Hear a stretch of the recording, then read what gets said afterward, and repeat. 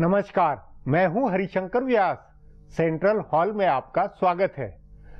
कांग्रेस नए फैसलों और नई अप्रोच में बताई जाती है।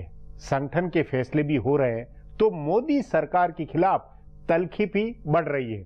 छत्तीसगढ़ में अमित जोगी की बर्खास्तगी हाईकमान के नए मूड की बानगी है तो जीएसटी विधेयक पर सरकार को सहयोग न करना उसके राजनीतिक इरादों का संकेत है।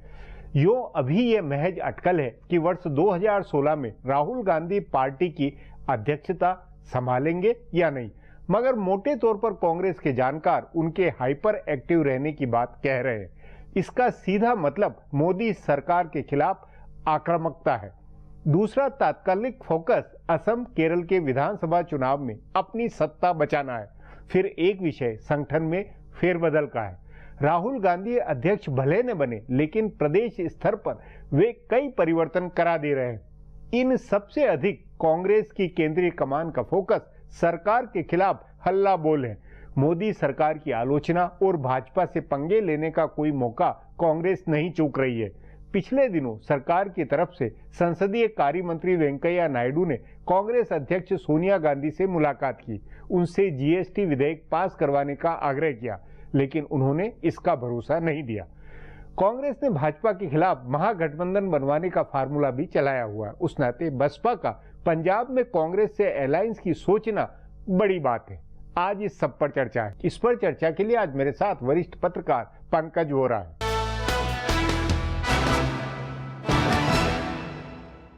पंकज जी, कांग्रेस अभी किस मुकाम पर है, खासतौर पर इस बात के मद्देनजर कि अभी उन्हें आसाम और केरल में चुनाव जीतना, चुनाव लड़ना है।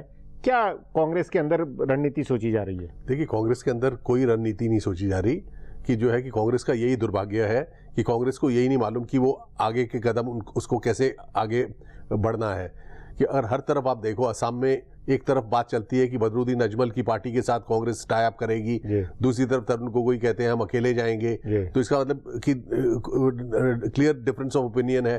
केरला में जो है कि सीपीएम बटी हुई है, लेकिन उसका फायदा कहां तक उठा पाएंगे ये देखना है। वेस्ट बंगाल के अंदर कांग्रेस ने एक तरह से बढ़त की हुई है कि सीपीएम के साथ हाथ मिलाकर ममता के खिलाफ चुनाव लड़ेंगे, और सीपीएम के साथ वेस्ट बंगाल में हाथ मिलाएंगे तो सीपीएम को अपोज केरला में कैसे करेंगे? नहीं, लेकिन मोटे तौर पर आपको ये नहीं लगता है कि भले तरुण गोगोई का ये स्टैंड है कि अकेले लड़े, लेकिन महागठबंधन की तरफ कांग्रेस ज्यादा जा रही है। पश्चिम बंगाल में भी अगर लेफ्ट के साथ सोचा जा रहा है, या पंजाब में बसपा की तरफ बात हो रही कि बसपा उनको सपोर्ट करे, तो ये कुछ तो नया हो रहा है। नहीं, देखिए, कांग्रेस का जो जहां तक लगता है कांग्रेस की लीडरशिप इस चीज पे कॉन्फिडेंट नहीं है कि वो इस काबिल है कि कांग्रेस को जितवा पाए, तो इसलिए वो गठबंधन ढूंढ रही है। कॉन्फिडेंस के नाते तो आप ये कोई मामूली कदम नहीं उठाया कि अमित जोगी को छत्तीसगढ़ के अंदर निकाल दिया, जोगी बिल्कुल मतलब अलग कर दिए गए जो उनके ऊपर, और ये अपने आप में बहुत बड़ा कॉन्फिडेंस का तो है कि मतलब नई अप्रोच का कॉन्फिडेंस नहीं माने तो भी ये जो इसको आप नई अप्रोच कह दीजिए,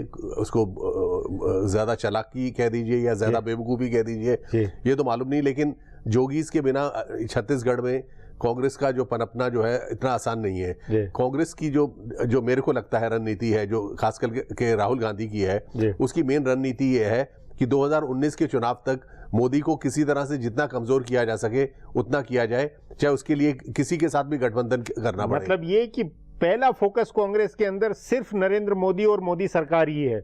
लगता ऐसे ही है कि मोदी को जितना कमजोर किया जाए, कि मोदी जब 2019 में पार्लियामेंट का चुनाव जब हो तो जैसे 2014 में मजबूत नजर आ रहे थे, उससे कहीं ज्यादा कमजोर 2019 तक हो, और उससे जो है कांग्रेस जो है कि को मौका मिलेगा, क्योंकि कई सीट्स है, 200 से ऊपर सीट्स है जिसमें कांग्रेस और बीजेपी का डायरेक्ट मुकाबला होता है। लेकिन इसमें पंकज जी, आपकी इस बात से ये भी एक अर्थ निकल सकता है कि कांग्रेस ये एक श्रेय लेना चाहती है बाकी तमाम पार्टियों के बीच में कि मोदी सरकार से आक्रामकता के साथ वही लड़ने में समर्थ है। देखिए, ऐसा कांग्रेस ही एक दूसरी बहुत बड़ी पार्टी है जो बीजेपी के सामना कर सकती है। बाकी तो अगर आप देखें, राजनीति पूरे देश में रीजनल पार्टीज के हाथ में जाती जा रही है। और नहीं, लेकिन धुरी अगर वो ये कांग्रेस अगर नेशनल लेवल पे ये करे तो फिर धुरी वापस कांग्रेस बनती है।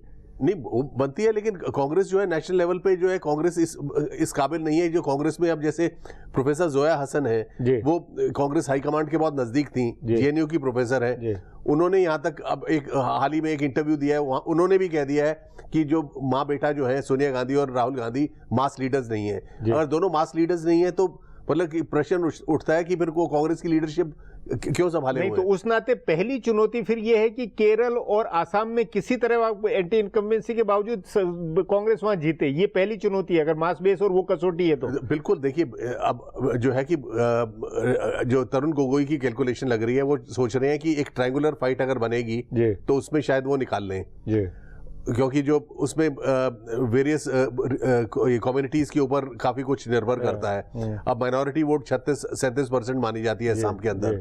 कांग्रेस सोच रही थी कि उससे हाथ मिलाकर ये बदरुद्दीन अजमल से आगे चला जाए, वो भी और एजीपी के साथ भी तालमेल की बात हुई थी। तो अब जो है कि अब रणनीति के ऊपर क्लैरिटी नहीं है, तो इसलिए उस पर कहा नहीं जा सकता। लेकिन असम और तमिलनाडु और ये केरल जीतना कांग्रेस के लिए बहुत जरूरी है कि अगर चेंज ऑफ बैटन होगा सोनिया गांधी से राहुल गांधी के ऊपर, तो अगर कांग्रेस रीजनेबली वेल परफॉर्म करती है यहाँ पे केरल में और असम में, तो इसके चांसेस है ज्यादा। अगर दोनों जगह पे कांग्रेस का वही तो अंजाम 2016 एक तरह से कांग्रेस के लिए ज्यादा चुनौतीपूर्ण है, क्योंकि इन दो से पूरे साल भर की हवा बिगड़ेगी। बिल्कुल, मतलब ये दो चुनाव जो है, खास करके केरल और असम का, ये इस्टेब्लिश कर देगा कि राहुल गांधी आगे चल के उनका फ्यूचर क्या है क्या नहीं है। राहुल गांधी का बीच में अचानक छुट्टी पे लंबा चला जाना और फोकस से बिल्कुल एक तरफ फोकस वो हट जाना, ये कुछ इसको लेकर कांग्रेस में कुछ नई सोच नहीं बनती लगती, क्योंकि अचानक एकदम फिर ये लगता है कि जैसे कुछ भी नहीं है, हल्ला बोल खत्म हो जाता है। देखिए, नहीं, राहुल गांधी जब यहाँ पे मौजूद भी थे तो भी जो है वो कंसिस्टेंसी के साथ नहीं कोई भी सवाल उठाते। पार्लियामेंट का पूरा सेशन व्यापम के ऊपर चला, तो जब पार्लियामेंट का सेशन खत्म हो गया तो व्यापम का मुद्दा भी खत्म हो गया। पर अभी वेंकैया नायडू सोनिया गांधी से जो मिले थे जीएसटी बिल को लेकर, उस पे कांग्रेस हाईकमान ने दो टूक कहा कि हम कोई सहयोग या मतलब सहयोग के संकेत नहीं दिए। ये नहीं लगता है कि टकराव की रणनीति पर पूरी तरह कायम है कांग्रेस? देखिए, टकराव की राजनीति ज्यादा देर तो चलेगी नहीं। राज्यसभा के अब चुनाव आ जाएंगे, कांग्रेस की स्ट्रेंथ कम होनी शुरू हो जाएगी। कांग्रेस को भी इस चीज का एहसास है। जहां तक वेंकैया नायडू का सोनिया गांधी से मिलना है, वो उसी तरह से सोनिया गांधी को ये नरेंद्र मोदी भी मिले थे। उस वक्त ऑलमोस्ट तय हो गया था कि जीएसटी में जो आपकी कंसर्न्स है उसको एडरेस कर दिया जाएगा, लेकिन उसमें बीच में नेशनल हेराल्ड केस आ गया, तो उस पे जो है कि कांग्रेस के तेवर बदल गए। तो इसलिए जो है कि बीजेपी तो बहुत चाहती है कि जीएसटी और बाकी लेजिस्लेटिव बिजनेस हो, पर बीच में कि बीजेपी के भी तेवर जो बहुत एग्रेसिव और बहुत वो होते हैं, तो उनको कॉपरेशन मिलती नहीं है। लेकिन कांग्रेस आपके अनुसार ज्यादा एक रूपता के साथ, ज्यादा बिल्कुल तय किए हुए तय रणनीति के अनुसार काम कर रही है या भाजपा ज्यादा? देखिए, दोनों पार्टीज मेरे को नहीं लगता किसी रणनीति के साथ काम कर रही हैं। पार्लियामेंट का चलना अगर देखा जाए, विपक्ष और ये जो सत्ता दल है, दोनों का जो परफॉर्मेंस बहुत ज्यादा क्या कहते हैं, डिसमल है। जी पंकज जी, बातचीत को यहीं समाप्त करेंगे। प्रोग्राम में आने के लिए बहुत बहुत धन्यवाद। हमारा प्रोग्राम अब यहीं खत्म होता है।